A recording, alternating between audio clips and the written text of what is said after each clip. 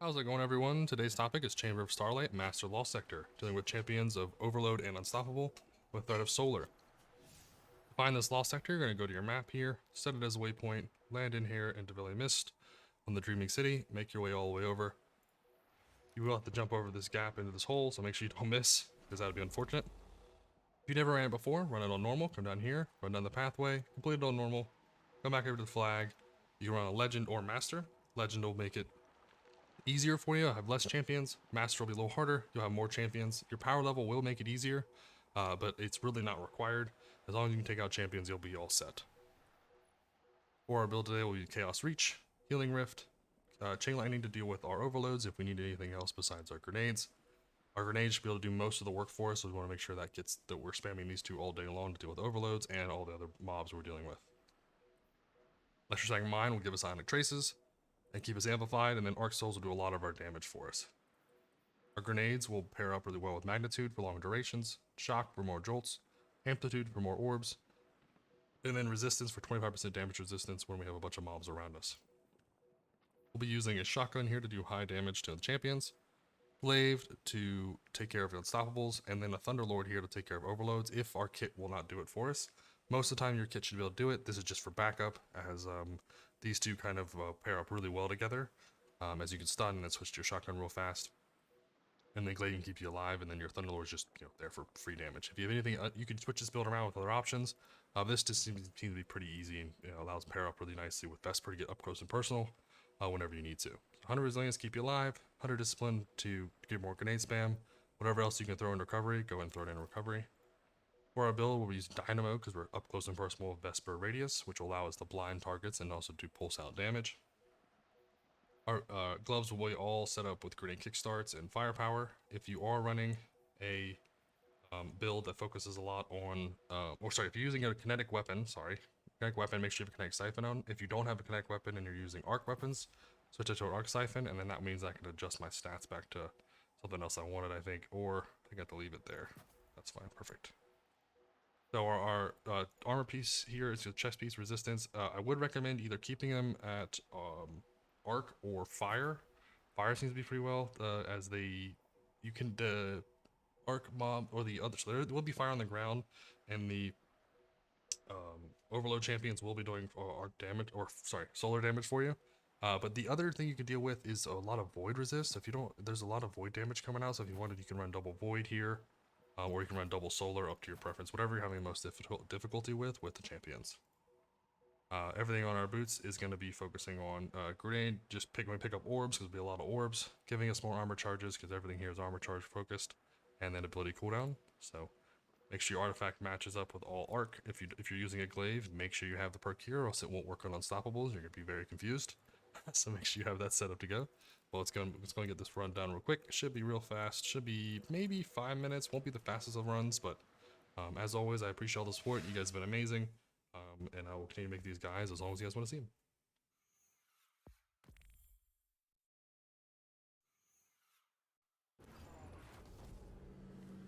Alright, here we go. We're going to run up here, stun the Unstoppable, DPS the Hobgoblin. The Unstoppable's going to kind of run at us, so we can either deal with them there or just kind of leave them be for now.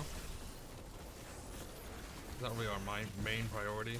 He'll come back into us. When he does, we'll be all set then, but we're not really worried about it as much. And your healing circle will take care of an Unstoppable, so he'll come join us.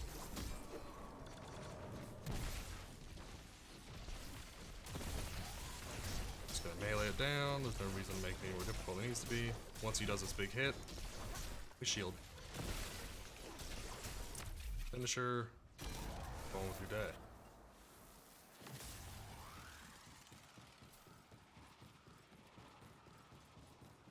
Probably should use the shotgun there, but it's okay. Grenade these, so we want the Ionic Traces right away. And we want to run kind of right at this Unstoppable. Want to piss him off, get him aggressive. We don't want him running into hiding. Now we're going to use our shotgun here. Delete him. Go to the far side over here. Again, focus the Hobgoblins. They are the worst ones to deal with. Let your Arc Souls do most of the work for you. Once you kill enough mobs, the other one will spawn. Now what we want to do is we want to get over here and we want to get to kind of piss off the Overload champion.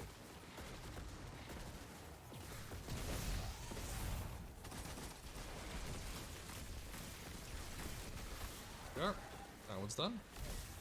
Now what I do is deal with everything else here. So we're going to use our heavy, knock out anything that's healing, or giving, or sorry, making them immune.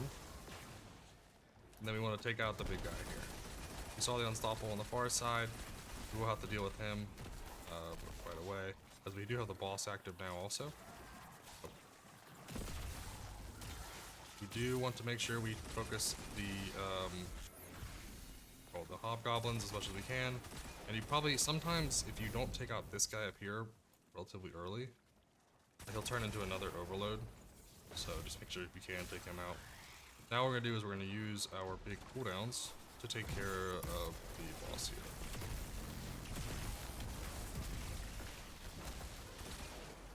We're going to stun this guy, and then what we're going to do is once we get stunned him, we can then sit up here with our healing circle. Right. Oh, I don't have it up. I thought I did. I am dumb.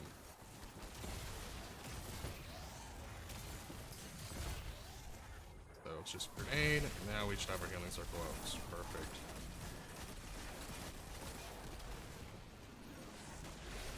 Line of sight with poles. Okay, we're gonna shotgun this one because it has the most. It has the steel crowd controlled.